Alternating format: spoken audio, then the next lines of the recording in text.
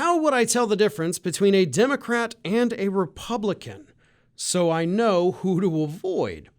I have wanted to ask this question for about 6 to 7 years, but didn't know who to ask. I'm Canadian and vacationed and shopped in the United States quite often pre-COVID and thought Americans were generally helpful, friendly, and caring people.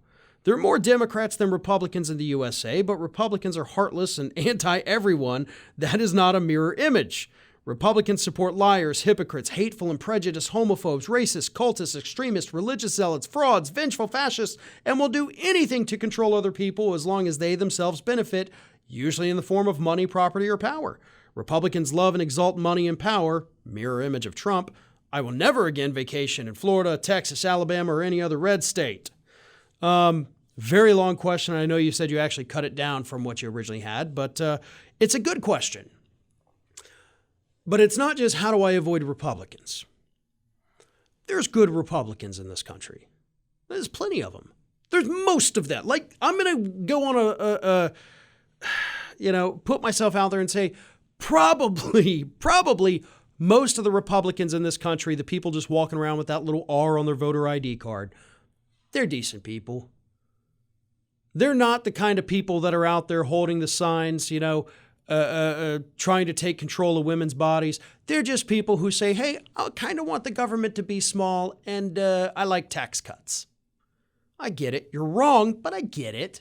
Like, that doesn't make you a bad person. Now, the things that Chris has described here in his questions, hell yeah, those are bad people.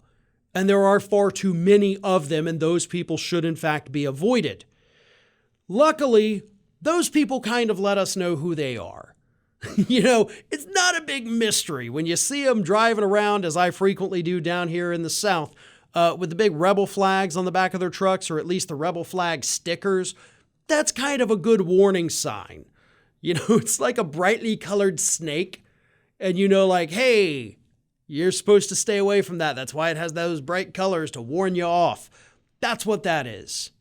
But I don't think, we really can paint every single Republican into a corner like that. I know I've done it, and I apologize for that, especially because I know I'll do it again.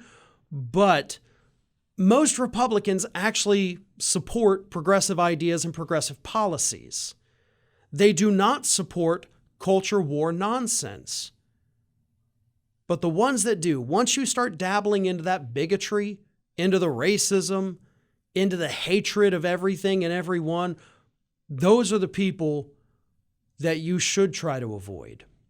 But how do you identify them? You don't.